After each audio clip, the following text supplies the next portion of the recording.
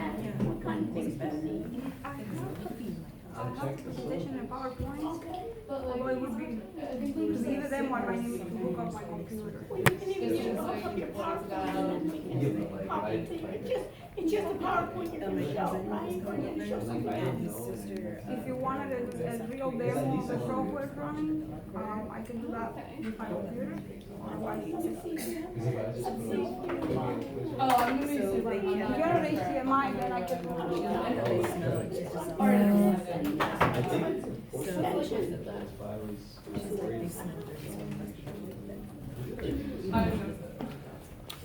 But she's so fun. Where the fuck is like in the garage or something? I did that last year.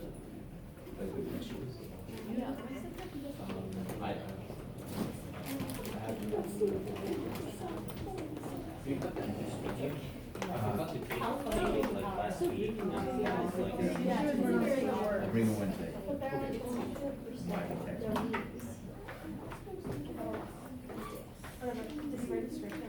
So do you like cats? We should write down. Yeah. Any animals?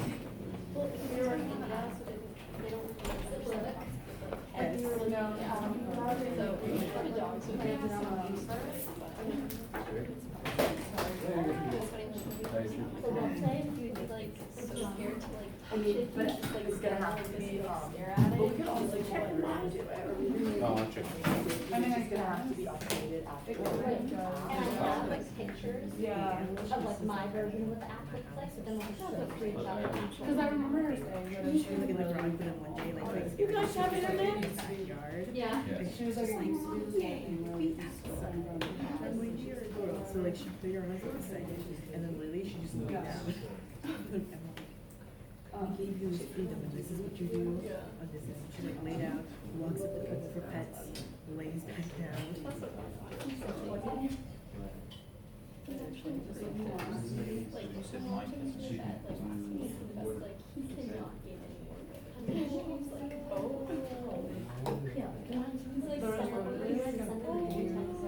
format, so I just. And I knew like. My friend, he like saved the cat last winter. Oh, I did last night. I sent it in like over the break. So one of them Not did. everyone had already sent it. But now the cat's I'm like, very she's like, I get to be married now. And just scared myself. So she's like, we go where we have people to get food, and now they're not like, Oh, it's on the. yeah, too much weight. Doing the stuff. So they're like putting her on the regimen, and she just like stares. Actually, I don't need a USB. Never mind. I mean, just send me. I know, I just don't know what I want. Use the things. They use It it literally didn't put one mark on mine and it was like same 90. time, we just come up. And I knew about fraud. It literally doesn't. Okay. I missed it. I was 100%.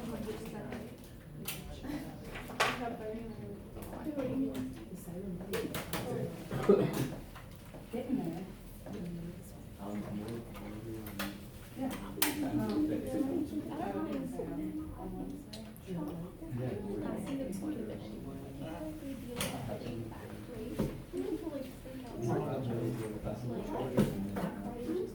The new ones are. If you can't read it, I'll write back to Just you. moved it into Thursday, like, stores like, Because you wrote- like 6 o'clock. I haven't seen it since you wrote 11.9 words for us. Yeah. Okay.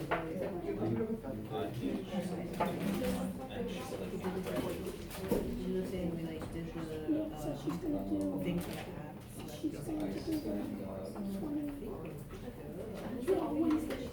Awesome.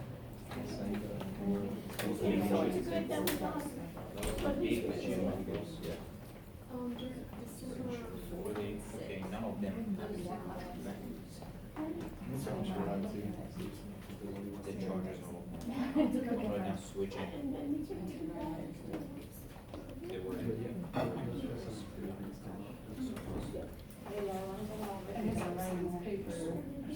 Yeah, but he said she. Right now, like we're laying with them, one of them has a star. What's it? It's just presentation. Yeah, I feel like the deadlines are mixed up in my head. Okay, let's see. This one's working. So the fifth, or like the fourth and the Yeah, sixth? has that one charged, Let me but see if I have it That's written. when our components do have to present. Yeah, like, cause I have it written down that, Yeah, oh these no, are it's, all I have a bad. class that has the exact same, like, okay. like BTE 412 or BTE 685 and Do then it not BTE chargeable. 670 something, so I need to rewrite all this stuff on my calendar. Okay, so that's yeah, I have it written down. She said not the 8th, we'll get everyone done in 2 days. Yeah, that's what she said. Okay, so that's next week, guys, that's not too This is, bad. this is really, This is ready. the only who's, what, She just so- back to the website, she said, the original just need to have that, right? Are we doing like, it's like a proper presentation, like we should just meet up and go over it? That's something. Give me a look over it, like this weekend, I'm fine. Let's do it, just quickly. Okay, that's Are one. you guys free on Thursday or not? Yeah, I mean, I have class,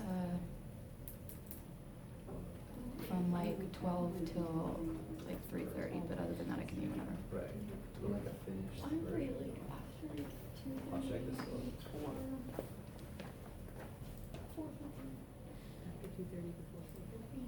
And you said 3:30? I finish at 3:30 and then I'm good for after that. So you wanna do, like, Can we do 3:30? I mean, like, my class gets out at 3:15, so I can meet you guys anywhere at 3:30. I thought it was from 2 days. So it's just, okay, yeah, I'll write that down. Sorry, I'm just like, as soon as my plane landed, I was like, holy crap, like, wait, we have finals and I wanna get everything under my belt and like organized. Yeah, I was like, let me Shall I be go as see you? ready as possible Is because that fine? Sure, that's in the business. I need to Oh, kind no, of, that's like get a all stack. over Yeah, after this. Okay, yeah. Works for me. What do I call this class? This is 685 though, right?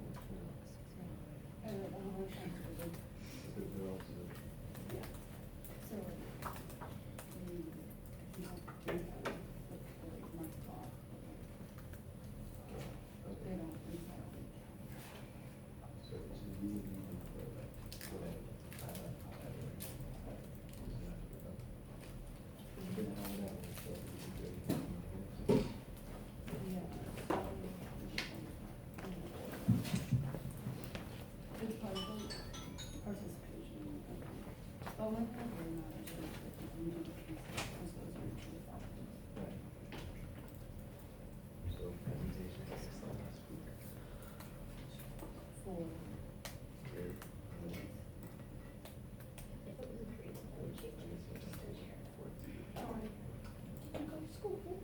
Yes. I'm very familiar with it. Right, that's what I'm saying. Well, what topics are- and then how did you meet your partner? I haven't introduced.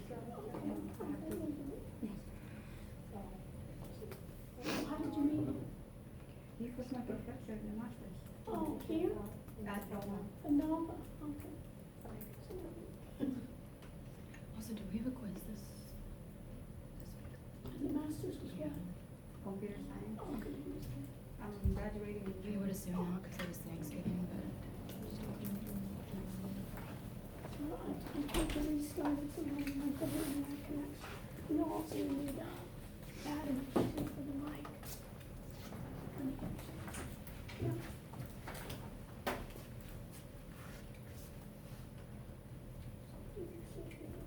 Connection.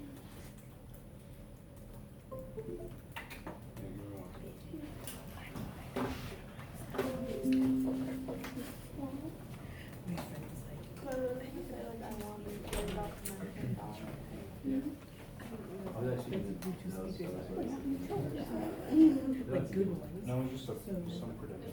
It seemed like, yeah, it seemed like it was like, it seemed kind of like. Which is interesting. I mean, like the measurements that go into it and then. I found it familiar, but. Well, I can try to find it. And like they can't, they say no, because you actually put top And on he- it. he's also, He's like, like last year, he's really I chilled like, out, so like I'm sure you want. me and my friends like Yeah, protected I'll their take nose, I think, and really, all I did was like take out pictures and things like changed it onto a model, but it still looked cute. So I was all like,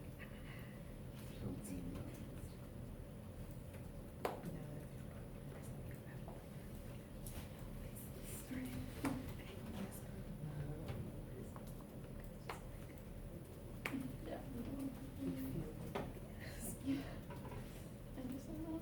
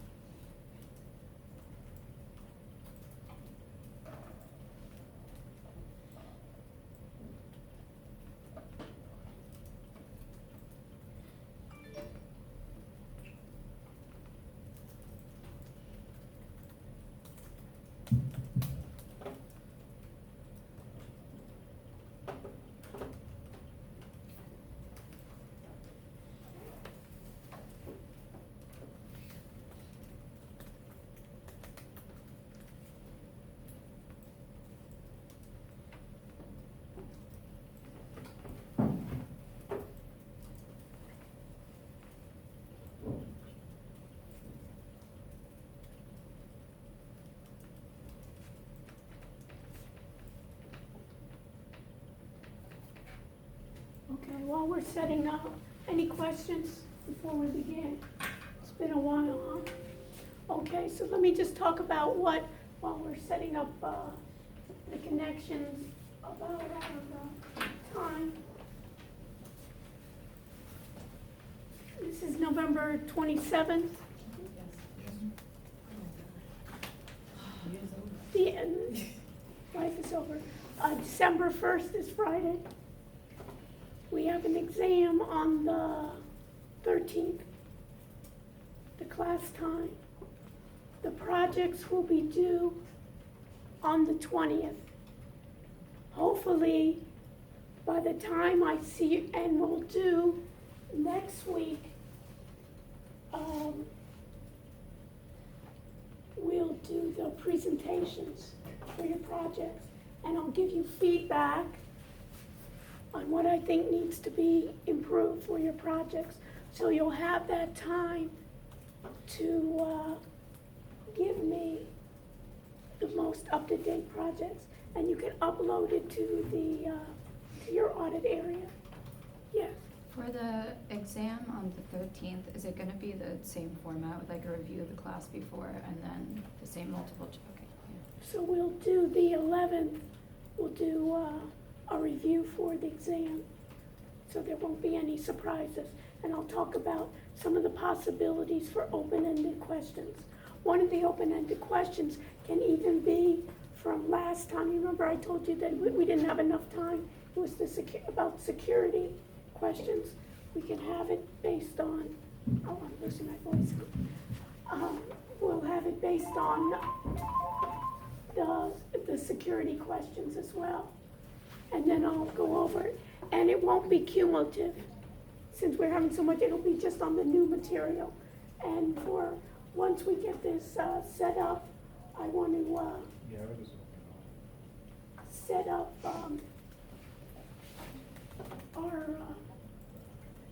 the next quiz as well to you. So it'll be on the new information. Plus, I'll have, I think chapter 11 was the security, health IT security, is that correct? Yes, chapter 11. So I want to include that again. So the one chapter that will be included will be the chapter in security again. So this way it'll prepare you as well, and also it's important. It's worth it. Okay. So, excuse me. We're gonna need some more batteries for the mic. No. Thank you.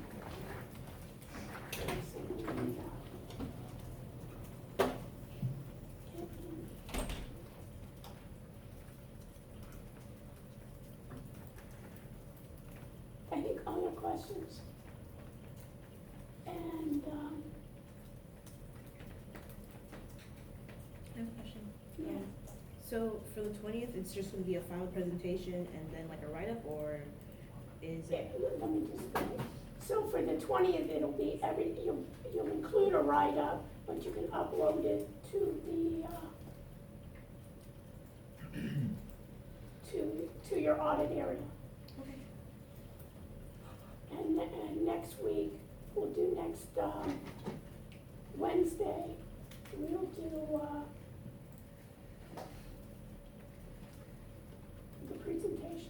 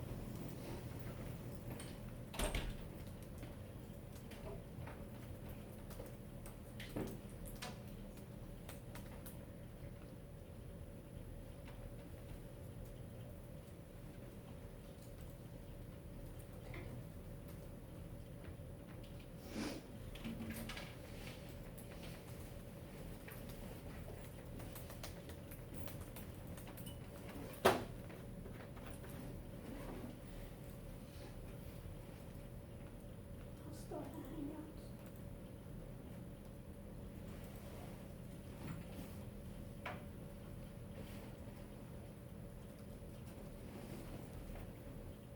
Share my screen.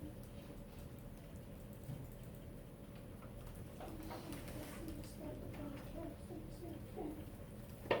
When you do this, when you go to courses,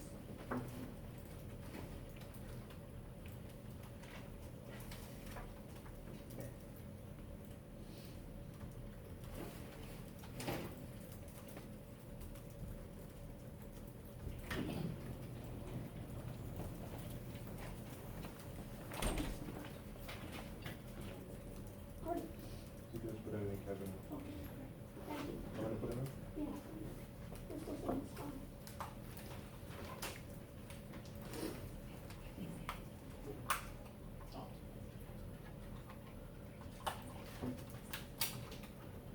Kijk, someone left it down, so we should have it back, so. Yeah. Why not? With the case. Mhm. Sorry.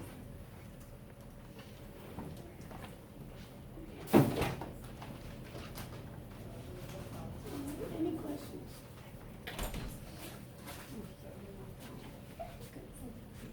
I'm gonna call back. Here's me. It's okay. It's okay, it's okay. Yeah, it's okay. It's okay? Yeah. Sorry. It goes on and on. Sorry. Okay. Any other questions? So, I'll put up another quiz for you folks, and then I'll update you on Wednesday. I'll have just like a little mini groups to present what you have for Wednesday. And we also have, someone from neurology coming. So,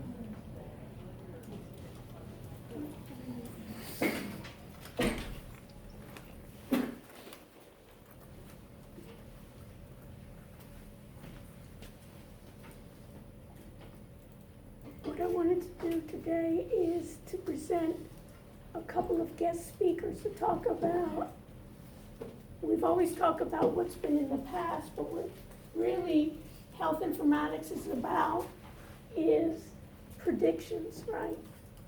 It's basically analytics of doing predictions. And we talked about the idea of machine learning and basically AI. A lot of times we've had a lot of the guest speakers talk about, we're gonna be using IBM Watson and a number of other sites here to do predictive analytics. So I'm pleased that we have two guest speakers that I'd like to have a discussion and look at what's the future.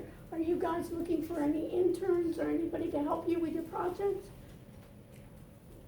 Is that, That's probably when we get investment. okay, so would you mind introducing yourselves and then we can start the discussion? Part of the presentation. Yeah, okay, so you wanna Sure. start? Sure.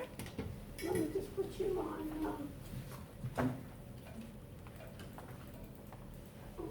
you wanna introduce yourself and then? Hello everyone, my name is Ana Betsy Rivero. This is my business partner, Dr. Saeed Rajput. He used to be my professor. I actually graduated from UM Oh, in so this is 2014. this is the future, right? It's the future. Right, that you have, here the students starting a startup, right, and bringing a professor into it, so you guys can think about what's the future gonna be, right?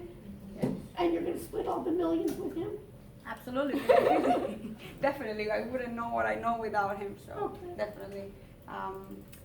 So are we starting now? Yeah. Like, Yeah, get you- closer to the computer? Yeah, you can. So I can. Or you can move it over here if you feel more comfortable. Either way. Yeah, Just the cable one. Yeah. yeah. I guess, yeah.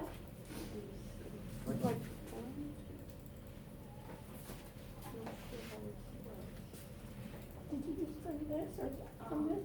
Since we just used it. That's okay. So, like I mentioned, I graduated from University of Miami, and I used to be a genomics and cancer researcher at various research labs. If you're curious, I actually used to be a biochemist and molecular biologist. And then doing research in genomics and all of that, I realized that some of my colleagues knew how to write code in Python, in R, or knew how to use some of the software packages and knew how to do statistics that went beyond what I learned in a research curriculum or in an undergraduate curriculum. So I decided to teach myself how to code. And I managed to get myself into a master's degree in computer science. And that's how I met Dr. Rajput. He was my first professor in the master's. He taught me all the mathematics in computing, and I fell in love with it. And I approached him and I asked him, well, how can we apply this to what I already do to use artificial intelligence and really make medicine better? So we basically, over the past couple of years, have developed sort of methodology where we use our natural language processing tool to find top peer reviewed publications and data sets for artificial intelligence. And I promise this will all be more clear once I get deeper into it. And then we process this data through our deep learning engine that we built from scratch. Many teams, for example, use IBM Watson or use Google's TensorFlow and other different libraries for machine learning. But what we did differently is that we built our own engine from scratch. We took a programming language, we designed every module of this engine, and we have full control of what we can add and subtract and how we can mix and match different algorithms, and full control over the math, which is something that you don't always easily have when you're using someone else's libraries. And so, through this process of building the metastatic AI engine and all of this, we wanted to see if we could improve the diagnosis of breast cancer and other types of diseases. I'm very interested in medicine, as you already know. So this is a very good application for artificial intelligence, given that so many errors are being made every day in the hospitals. And it's not just that the doctors don't care, that they're reckless, it's that our conventional methods and software packages have limitations, and so we're trying to overcome those by using artificial intelligence. What is happening right now, for example, is that a woman finds a lump on her breast and goes to the doctor. Sometimes there are multiple doctor visits, lab tests, biopsies, CT scans, MRIs, you name it. And then many times they end up going into surgery because the doctors are not sure. They're not sure if they have cancer or not, and they prefer to overdiagnose or be overcautious rather than being undercautious and missing someone who has a life-threatening disease. But what's happening is that 90% of women who go through the stage of having that surgery don't actually have a malignant cancer. They have a benign condition like a cyst or something else that is not life-threatening. And still a third of these women, after this stage, are still overdiagnosed and unnecessarily treated for a cancer they don't have. This is a big number. If you think about how many people you may know that may have been diagnosed with breast cancer, to think that about a third of them may actually be treated for something they don't have. When chemotherapy and radiation and all those treatments are very toxic, very expensive for the patient and the insurance company, and you can even imagine like the effects of having to go through all these things. You may not have a job, or you may have depression as a result of this, all of the result of the disease you didn't have in the first place. So what some experts at MIT are saying is that it's not, obviously the doctors are being reckless, but because the conventional tools that we have are so limited, they're being forced to be overcautious. And so we decided, like I said, to actually kind of take these kinds of data and try to improve the current ways that we're doing the diagnosis. So we built Metastatic AI. Metastatic AI is the name of our company. It And is when did you start this company? in July of this year. Wow. Yes, we've been working on this for almost 2 years. Yes.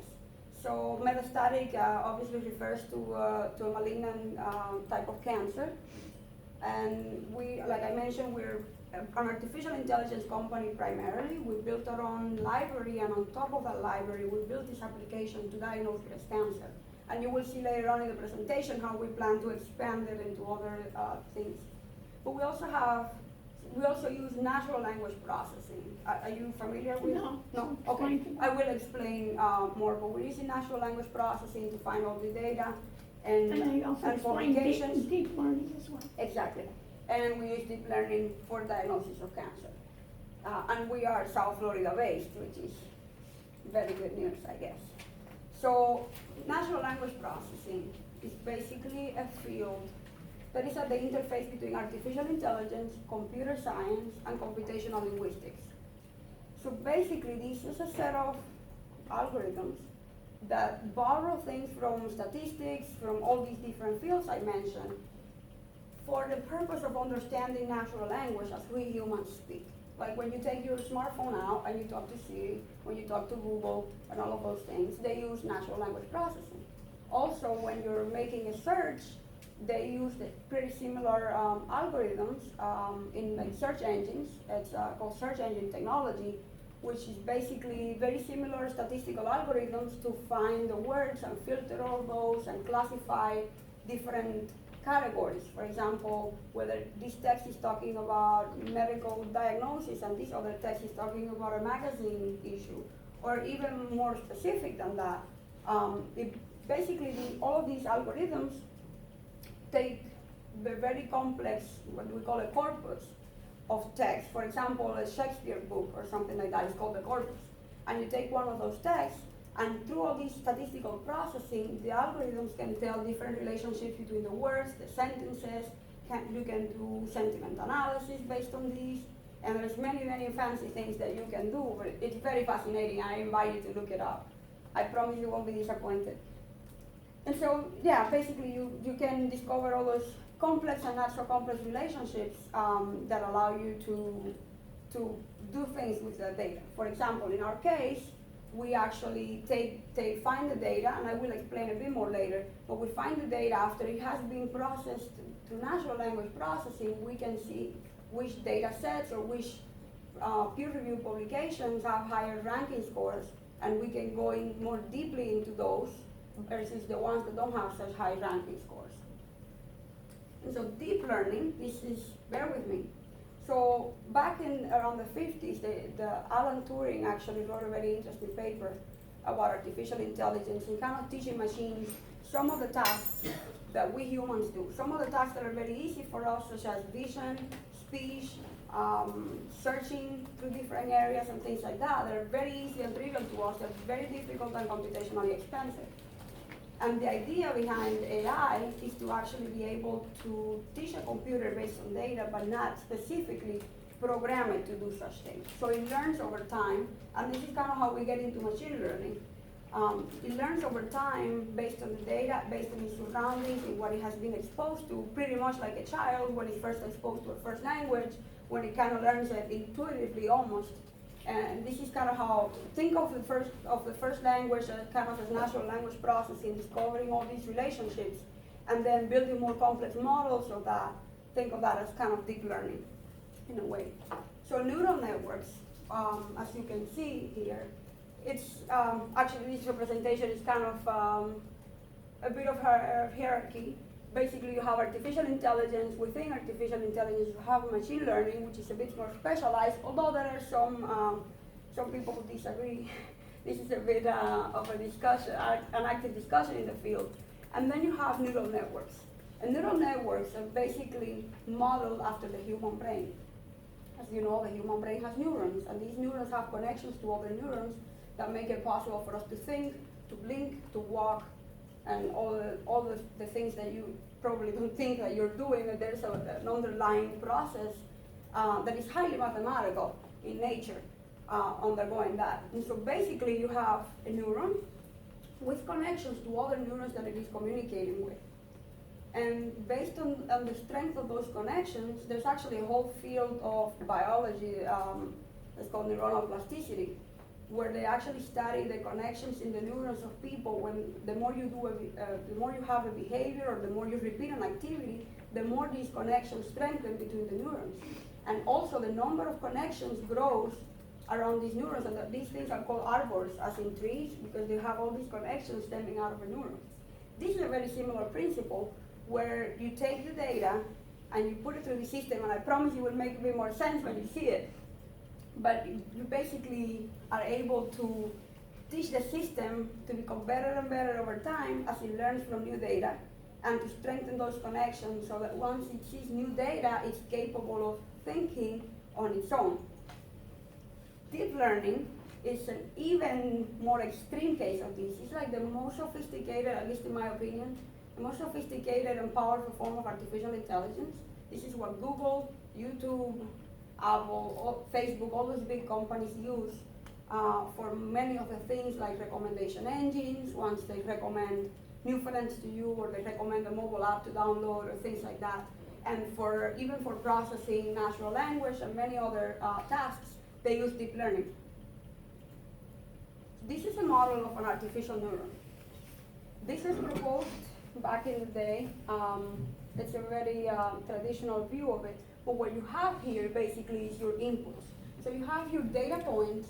Say, in my case, you have a patient, right? You have different characteristics about the patient that come in here, and each of these input neurons at the input layer takes the data as it comes in. And then there are some equations here that actually take this to this transfer function. And through that, you take that output and you put it through an activation function. There are several types of activation functions, depending on what you want to achieve, like the sigmoid function, or the rectifier linear units, or hyperbolic tangent, and all of those. I won't get into all the math specifics, but you can mix and match a lot of different things here. And once you can create a more complex view of these, you have many more neurons, and you can have many more layers. Traditionally, a neural network only has about 3 layers. But once you get past the 3 layers, then you're in the territory of deep learning. And that's when things get, for me at least, very interesting. This is actually a graphical representation of our algorithms. I'm not sure if you can see it right with the light, of our actual algorithms for breast cancer precisely. So here's your input layer, where I get all the data points from the patient. For each patient, the data travels this way, and each neuron here, for example, is connected to each of the other 30 here. So what does this data represent? This is the flow of the data this way. I know, but when you say you get data from the Oh, patient. the patient. Oh, I see. So this data is specific for a breast biopsy that is done for the patient. So what data are you using for the breast? So a it's woman measurements. gets, let's say, a tumor, and she gets a biopsy on that. So what are you getting from it?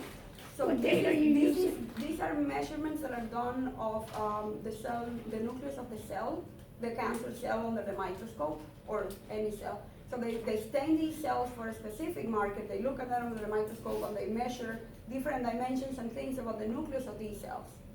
And those measurements, like the first 10 is the actual raw measurements, and the other 20 are statistical manipulations of those.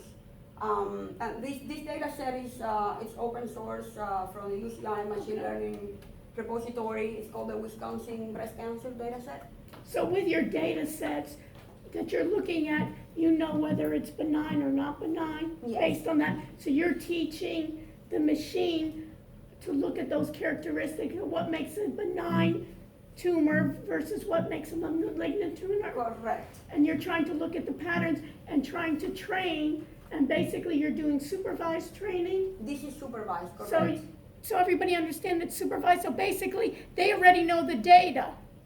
They have the data and they know the results. So basically what they're teaching the machine is, this is the data, this is the result, this is the group that has benign cancer, this is the group that has malignant cancer. Now you, the computer, try to train it and try to figure out what is the differentiation. Am I doing a good job? Perfect job, better what than is- me. Now, what is the differentiation between those that, we know the results between those that were malignant versus those that were benign. And you can use this machine learning on a number of different characteristics.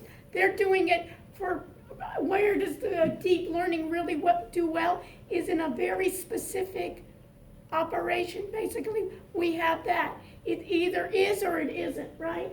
Correct. So you could even do it in business. You could say bankrupt companies versus non-bankrupt companies. There's certain characteristics. This type of person may be for depression or not. This type for schizophrenia or not schizophrenia. So in this case, they're taking very defined, and they already have the data, and they're trying to train it to say, maybe now we can have the machine aid us into this training. Everybody understand? So this is the whole idea of what they call it deep neural networks, and Google's doing it. You can even think about it in any types of things now, where we even think about it in autonomous driving, in any types of ways that we're getting it. Everybody's using this. This is the big thing that everybody now is saying, it's AI. And many times it's not even AI, but it's a good selling point for everybody to say that it's artificial intelligence. But that's it. And when you talk about supervised training, you basically are supervising it, and you're setting it into categories. And when you saw the weights there, you can start changing the weights to what are the characteristics for each one. So everybody understand that whole area. And this is like, it's been around for a long time, but now what makes this so great is that the processors now are becoming so enormous here that before we needed the super computers here, and now we can do that in the processing. So you can think about any of those processes, okay? Can I add another Yes. differentiator? So, So you want to you guys introduce are familiar with Siri? with City, Siri? city, iPad, the iPhone, Siri, okay? Siri. Is that better or Google is better? That's Siri, probably, everybody knows. Doesn't matter. So the Google's, okay, Google, does that perform better search, or Siri performs better search for you guys? I mean, have you experienced that? Okay, let me get back one more step. Does Bing does better search, or Google does better search? Nobody uses Okay, Bing. have you ever Nobody tried uses writing Bing as an a result, exact right? English sentence on Google?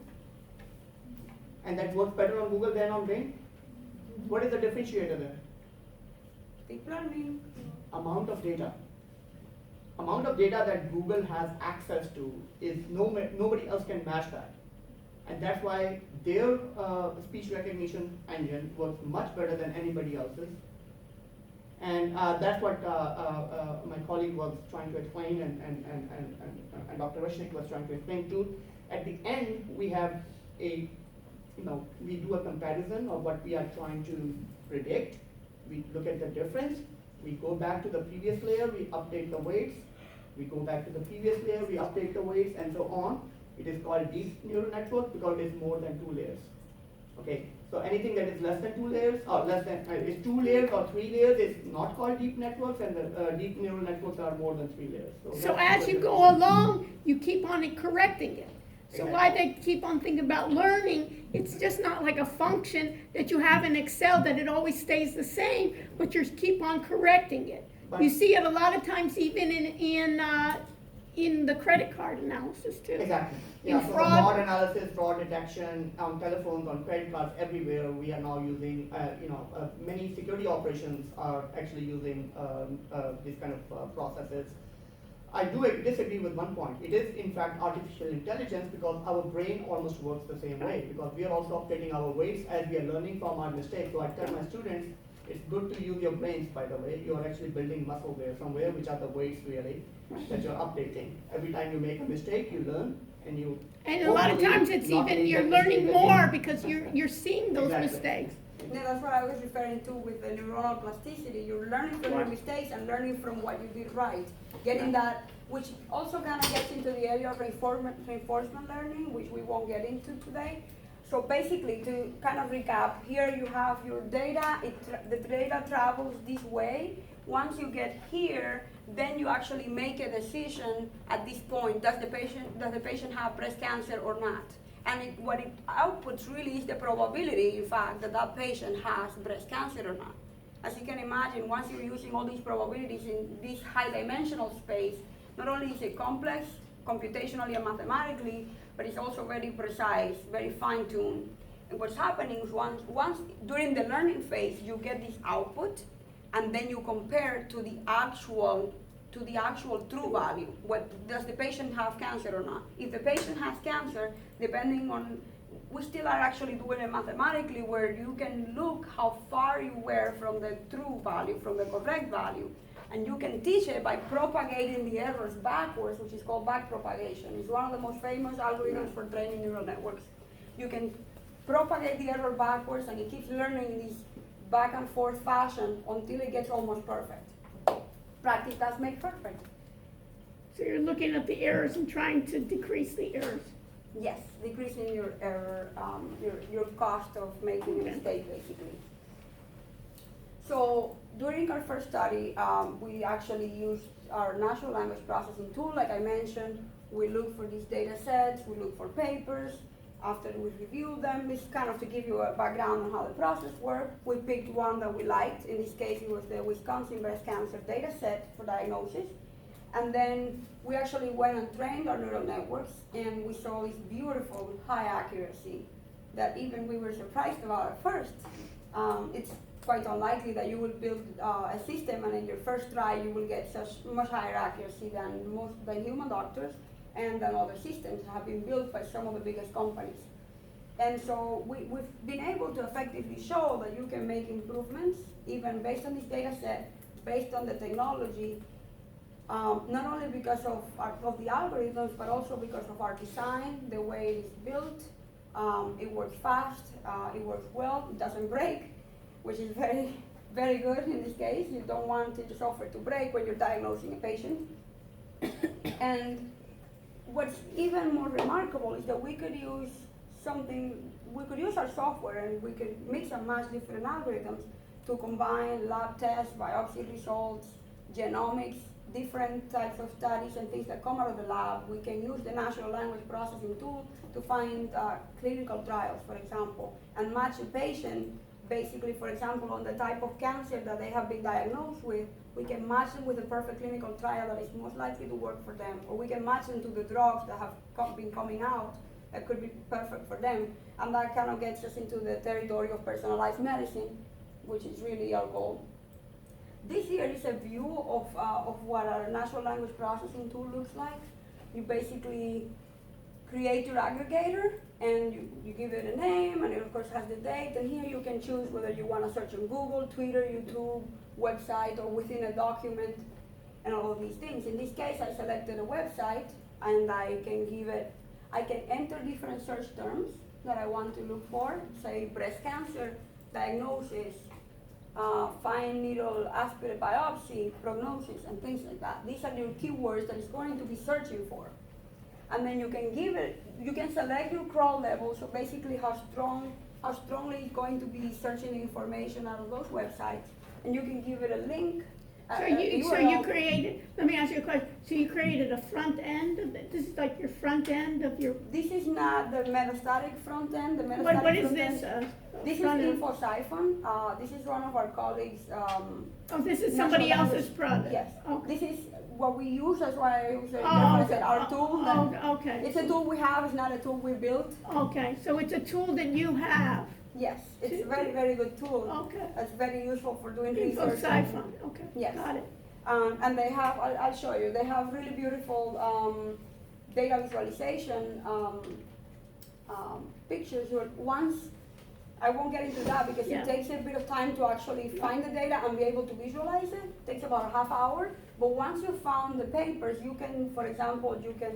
And this is an open flag- source, anybody can get this, or you pay for this? I think you pay for this, right? Yeah, this is a paid service, yes. But if you want to try out, let us know. Absolutely, we'll make Okay. arrangements for you. Okay. Yeah. So this is one of our very esteemed colleagues who does a fantastic work. So they let us use We've that. done a lot of, we are looking for high-end clients on that one. Okay. And so you can flag different publications that you want to keep track of, and you can visualize it however you want. You can see the relationships between them. Like in this case, for example, if you select this publication, then you can see it. And then you can, like I said, you can see different relationships, kind of a taxonomy between the different publications, where they come from, and the different categories. So for our future, like I mentioned, we want to be able to use the lab test, biopsy results, like we're using right now, and genomics data. The limitation is, of course, finding the right data, which of course we will do unsupervised learning and all kinds of things that we have to do. But finding the data is critical. We will put all of this data through our engine, basically, that we built everything from scratch. And by using all of our math, all of our algorithms, and like basically building all of this on top of our library, we will be able to find personalized treatment, hopefully, for patients that. So this is need- basically, everybody's trying, this is the goal for a lot of people right now, is to do personalized medicine, right? That I'm able to do based on my genomics, based on my genetic, I can get personalized medicine, and especially in cancer research, that's, Exactly, but What? the problem, the limitation they have is the data analysis limitation. Because we humans we're not really built. but right now, you're not, your study is not going to eliminate the biopsy, is it? It's gonna be after the biopsy, you're doing you're still gonna have to do the biopsy, but you're gonna have a more correct diagnosis, is that what We're you're still doing the stating? biopsies, but all those 90% women who go through that surgery that they don't need will never go through that surgery. So is that really a early lab correct- testing, using other tests, it might be possible in future to reduce the amount of biopsies that we have to do. Yes, So you're saying that 90%, I'm not sure where this 90% is coming from. You're saying that 90%, the biopsies that they say are positive, 90% of those are incorrect? that's what the And experts where from did you get MIT that say. information from? MIT, MIT, right? unless they are incorrect, yes. That- It sounds, That just doesn't sound right to me. Really. no, this professor, Have they have other research that does that? Doesn't that Yes. sound, am I getting that correct? 90% of, It's a high number. what? It's a high number. It's like two. So, well, not necessarily 90% of the ones who have the biopsy. Once you get to the surgery stage, the number that gets to the surgery stage, because you get to the biopsy and there Okay, so the there may be biopsy- another number. So but you're there saying no- 90% are false positives? Not 90% who get through to the surgery are false positives. That's sweet. Are you talking about like the ones that get like a mastectomy or? Just a biopsy. They didn't specialize any type of surgery, breast conserving or not, yeah. That's, Yeah, I was alarmed too. Do you mean the biopsy? No, not the biopsy. After the biopsy is confirmed? After the biopsy is confirmed, sometimes they do CT scans, they do MRIs and all the different tests. But And the women biopsy is like the go to gold standard. it's the gold standard, precisely, and they're So if still you're having saying errors. there's a 90% false positive rate. that's what I'm down, I just can't believe that it's 90% false positive. It's 90%, well, not necessarily, well. Not, well, yeah, I guess you could say it is a 90% false positive. of I the guess- ones that are said to be positive, because they're being so overcautious that if you're like, if No, you're I on the can slightest risk. see, no, I can see that with biopsies, that they overdo that because they wanna be cautious and they say, I'd rather be clear. But I just can't believe that 90% of those are false positives. So I would just suggest that you check that in other sources as well. We have the references, but. Yeah, I we can- have Yeah, but I don't wanna available- belabor that, but it just seems to me awful. We can share that with the class later on, we'll Yeah. get the paper and maybe we can discuss that. Yeah, we will. Even like what's more surprising is that even after the surgeries, a third of women are still overdiagnosed. So there's still like a 33.3% false positive rate after the surgery. They're still overdiagnosed and treated for a cancer they don't have. This was a study that was done, I can't remember if it's in Denmark. Okay, It was but a anyway. recent study. Okay, we'll talk about that The numbers are offline. alarming, I know. That just doesn't seem right, but anyways, so this is the idea, so your idea here is, so where are you, so you think that you got 99% accuracy? Between the minimums 97.3 to 99.3 or 99.4 I've reached. Accuracy, Yes. and you think the medical community now is what percent accurate, 10%, are you saying? From what I've seen in publications, what experts claim is that doctors have an accuracy of 79.7, I wanna say, 79.7% when diagnosing. This is like a very Diagnosing after study. biopsy, I'm not sure if they were talking about breast cancer or diagnosing in general, okay, so I can't say. okay. This is an older paper. So where do you go from here? So from here, we're trying to get more data.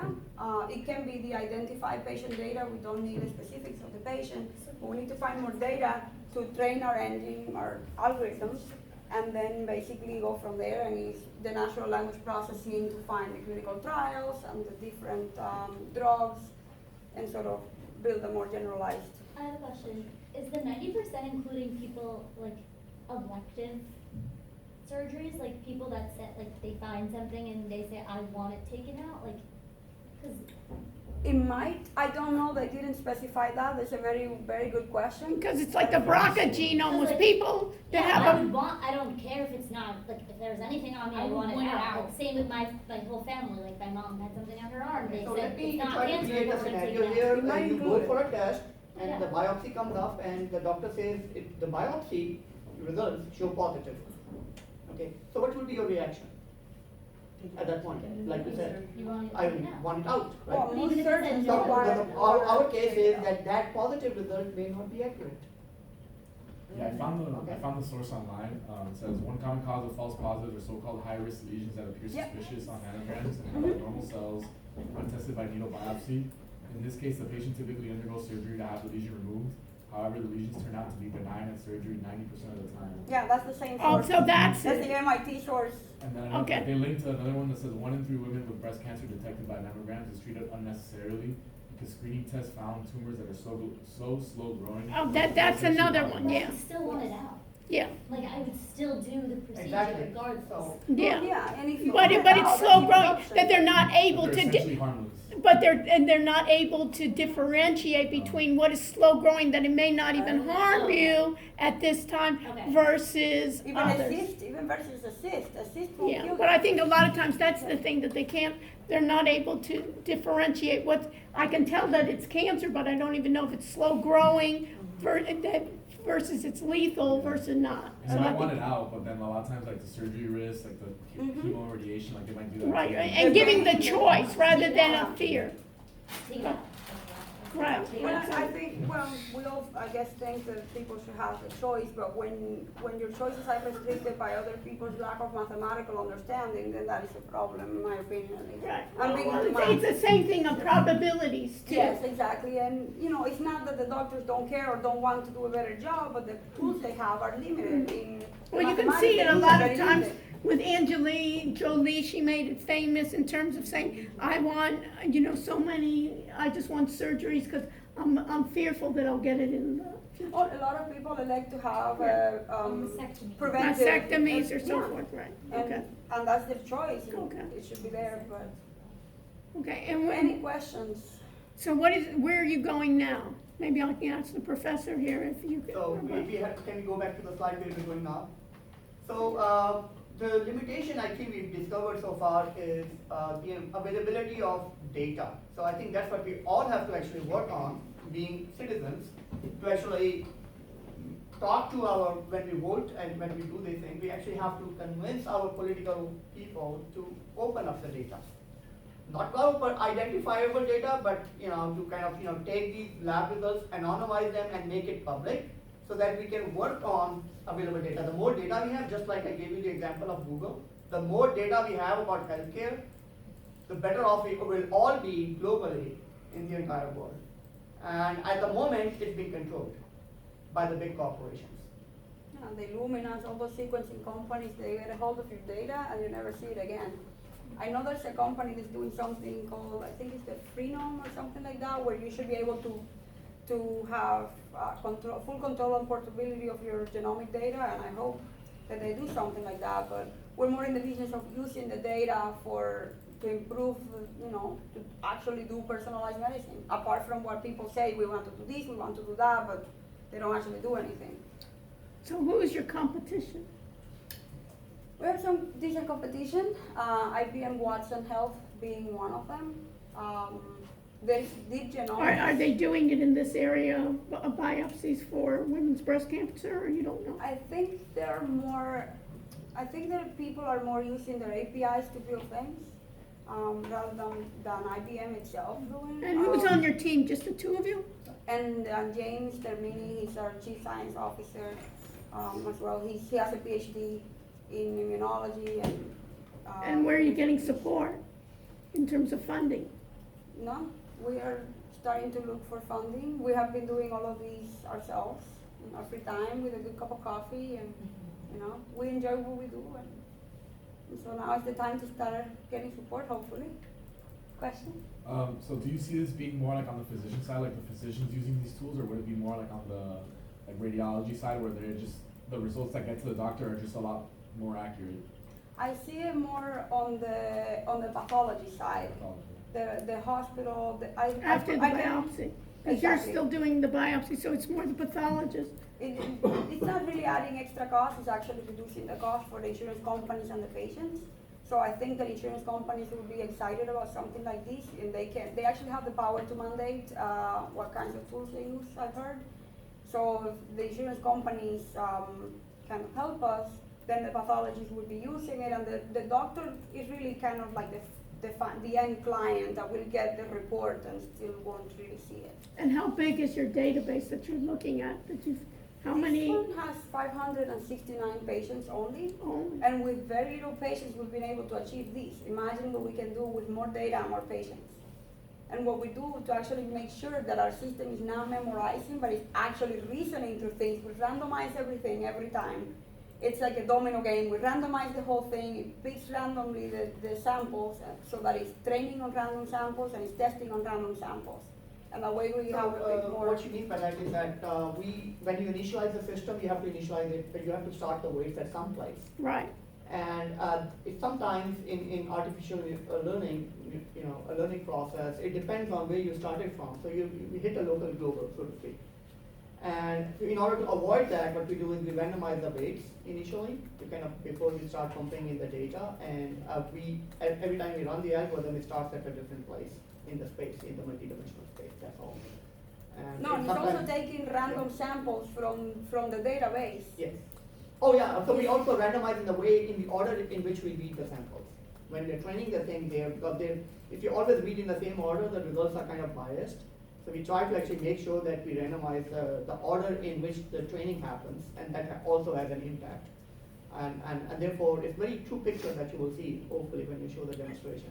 Oh, so you're gonna show the demo? Okay, Yes. so let's see it. So what you see here is my Eclipse. We haven't, to answer your question, we haven't built a front end, but that's really the easiest Yeah, part. right, that we don't, Is that the same screen you're seeing on that? are we Oh, seeing no, it? you're not seeing that, It's why? probably a different depth, or you can drag it over there. Huh, that's very interesting. Yeah, you see it? Yeah, you Oh, got it, that's very strange. Oh, wow. Okay. Not There it is. sure. Okay. So you're using Okay. it. I have so many. Or you can opt it to, You wanna help her? It just gets lost every time. You can just- Okay, it Okay. only likes to be there. Okay, So this is my Eclipse IDE where we wrote all of the code. We wrote all the code in Java, which is a very beautiful, powerful language. It's fast. okay. And so what you're seeing here, well, now I don't have much control over Yeah, that no. screen. turn it around and just move it around.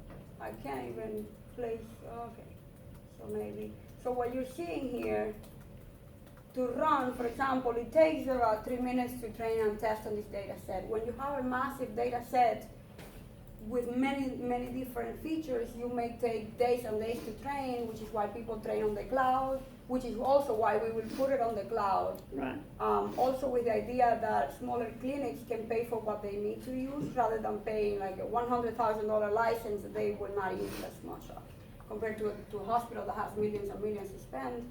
So that would be more affordable for a smaller clinic. And so what you see here is that all the different times it's been training. This is the training Yeah. process. As it trained 500 times, and then you start seeing the outputs of the different neurons and the different weights. I won't bore you with the Yeah. details. Oops, sorry. Move it to the left. This is a bit complicated because it's not even on my screen, so I can't quite You have to, see. yeah, you have to move the left to the Yeah. lower bar, yeah. I'm trying to do that. Oof. Okay, let's see. This is when you see in the testing phase, then you can actually compare. We're not no longer training it, but we can still visualize what it's looking like. So what you're seeing is Yeah. a reduction in amount of the error as it happens. Uh-huh. You see that the values are going down. okay. So it's kind of showing the convergence rate there. And it's telling me that this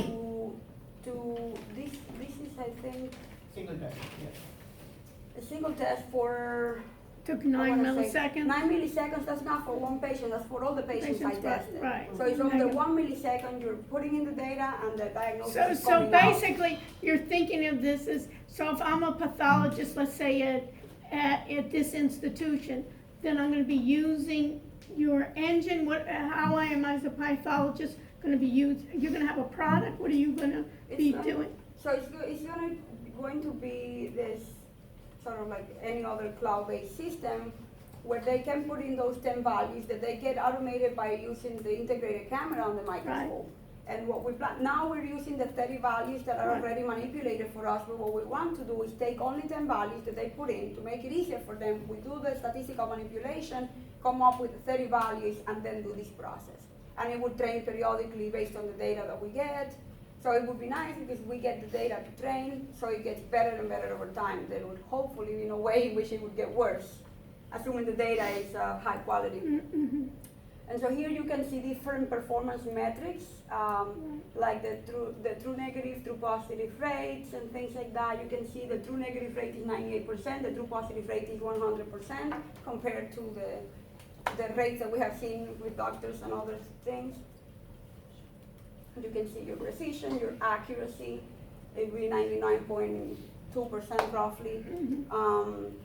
And one important thing that I wanted to mention, we train our system using the root mean square error, which is one of the most stringent performance metrics to train an AI ever. So according to people who know more than me. So that's it, that's metastatic AI for you guys. Wow, I impressive. hope you like it. So what's your next stage? What's your next steps? What's So, next? finding data is the Finding next step to actually make sure that we have access to data. So have you reached out to pathology, like we have here at Lennar, we have, Nila, do you know Kalos? She's one of the prime, radiologists. She was in South Miami for 25 years, and UM just brought her in here to Lennar. So she's been doing this radiology for a number of years. We and are actually making progress. We want to actually do the image AI as well. Right now we're not there yet. We actually have to, there's a slightly different algorithm that we have to use for image recognition, because that's where radiology will come in. At the moment, we are focusing Bringing in on the pathology. pathology, part. right? Because anytime, any problem that has numerical data, we can handle it at this time. Mhm. That's our next step, actually, you're right, on algorithm side, that is what you'll be looking at next. Because that, to me, that's the key here, because then you can remove those unwanted biopsies. Yes, And you can exactly. get more accuracy. But I Uh, would think that there are so many people in the world doing this Now, if already, you no? can get the detailed blood data, if you can get detailed other type of data, I think I'm sure that we'll be able to also discover So- some other indicators as well, not just. So, yeah. so have you published a paper on this? Well, we're working on it. We're working on that, we're working on papers right now. Yes. So if you could estimate like how long it'll take for you to finish everything, get all the funding, and just have this like already implemented, like, guess like how many years? Well, I guess that depends on the funding mostly. We work very fast, like blazing speed, because we work like 20 hours a day. In terms of finishing these, as it is, we can put a front end to it in like a month if we want to, or less. And we can like start trying it in a pilot in a hospital or something like that. If we want to then go into the genomics and considering all the other things and gathering the data, that might take a little bit longer. I would definitely, well, I hate to say this, but I would imagine being optimistic that within the next 5 years, if we do a good job, this should be the software of choice to do this kind of job. That would be my optimistic view of it. But. Oh, somebody will be doing it if you just thought. Well, If well, you have somebody there are to do other, it. you know, I Exactly. can't believe that, you know, that they're not this is kind of like the gold standard for everybody working on it. It's a way in which you can start getting human knowledge in and then start improving it, right? Exactly. And then comparing between. Exactly. So it's all you know, about, who works more hours per day. Yes, I don't know, it's just working smart too, and getting a team here together. And then it would be interesting for you to get a team of pathologists in your group as well. Well, that's one of the problems that we are facing is that the pathologist may not have the exact understanding of the whole process as well. So we are actually trying to get to people that do understand and they are motivated as well. We didn't find pathologists that motivated at the moment. The few Or pathologists. they're afraid you'd take away their job, is that it? Maybe not, maybe it's a lack of understanding of the biochemistry and all that, and I don't know, they might, I don't know, I'm just predicting, I mean, I'm just speculating it. Yeah, that's the challenging part. These fields, people are hesitant to introduce any change. Okay. Thank you so much. Thank you very much. So it's interesting for what a UM grad can do, right? And you're working full-time now on another job? I work sort of all night with a company that does offshore software development. I've run a couple of teams there that do healthcare, informatics, data science, and all of that. And I'm a full-time master's student, Wow. specializing in AI, and I do this. So you're lazy, huh? Very much so. I love watching movies. Okay, thank you, so much. thank you very much, okay. Thank you very much. And if you can stay a couple minutes and then I'll, any other questions that we have, so I'm gonna put up a new quiz for you. We'll do a lecture on the concepts on Wednesday, and then I'll get a roundup for you in terms of where you are with your projects, okay, for Wednesday. So thank you very much. Do you have cards? Yes. Okay, good. Yeah. So it's interesting. So maybe we can do something together. I'm very interested in hearing what you're doing. Yeah. Wow. So Well, this thank is you for good. inviting us. Really, maybe we can do something together and maybe even look at, because we've done a number of AI projects.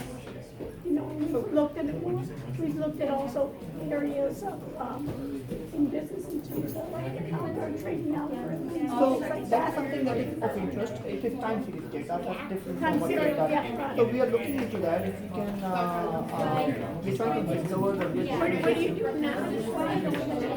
Are you gonna, where do you live? I live in Boca, Wow. and she lives in, By Midtown Miami, and I came in the we training. work together in Fort Lauderdale. Oh, wow. Now we got an office at the CIC Miami. Oh, you did, and do you pay for that, or you? They gave me some free office space. Oh, for that? WeWork gave me some, and the CIC gave me a really nice, space, Obviously, all of your vote there. But you know, this is what you need, is really, you know, being able to work with healthcare and hospitals and so forth, to be able to do something like that of a pilot. We're doing that, stock market statement, you know, well, that's very for, interesting. for forecasting, so maybe we can have you So, come down, so that's what, you know, if a iPhone product that you saw, yeah. That's a friend of mine actually who does that, and I've worked with him for 120 years now. He has developed a tool to kind of, he has developed some kind of indicators to do forex exchanges. Not the stock, But you know what, Maybe I'll send it right. I have another class right after this at 5 to 6, it's on, cybersecurity. So I'm having a couple of presentations, I don't know if you want to, if you need to get back in them, and then, and then I was thinking afterwards, at 6 we could go out and we could, talk about the research that we're doing, but it's just up to you. No, absolutely, I'm available. I would love I don't think I will want to drive another time. No, I would no, rather but, not. no, because not even that, because now it's so hard for them to drive too. Yes, I took the train for that reason. You So, know, let's take a break, we'll yeah, come back in one. you can take a break and you can come back, either you can stay for the presentations that I have one guy coming in that he's doing on voice, he's a Miami company on voice, that you can use your services on the other, and the other one he's doing, he does cybersecurity consulting and so forth, so that we can go on forensics. So I do have a little bit of background in security, so that's. Oh, you do? Oh, okay. So you can even, yeah, so you do, okay, great. Actually, I worked for a data firm at some point in my previous life. I think this is one of the most oldest security groups that actually can find. They used to do cybersecurity long time ago when nobody else was actually doing security. So they still exist there as sales security in Western area. It's a part of a different company now, but it's the same essential group that was bought and So you can put it in well, yeah, about 14 years of security. Yeah, I'm not the security person. So you can decide, if they're coming at 5, and then from 5 to 5:30, 5:30, that's someone that's coming about computer forensics, and then what we can do is we can go on. It's on the website, the same, yeah, you. So we come at 5, so we'll It's in go. your text We on- go out, and then we can, Will it be in this room? yeah, this Oh, one's. perfect. So you say, and you can come in a little bit later, if you want to The go pass- break the and pa- so I'll forth. give it to you, you should have it. Okay, So okay, thank you. okay. Thank you so much. But I'm saying, since you have that background, you can see the types Let of me see things if that I can have it. we're doing, and then maybe we can. As long as you allow me to ask. More than, but maybe we can do something jointly, because, and then we're doing some algorithmic, trading and looking at strategies and so forth, so it'd be interesting to work. I'm super Okay. interested in algorithmic trading. Okay, so similar to what she had seen that I've done before. Have you, by any chance, the Kabuka rings a bell? Pardon? Mansoor Kabuka? It remains, how do I know? He's one of your professors at University of Miami in the College of Engineering. I may, in So what I used to case? work for him in Okay. University of Miami in the radiology department at some point. Oh, Long time ago. really? 97. Okay, okay.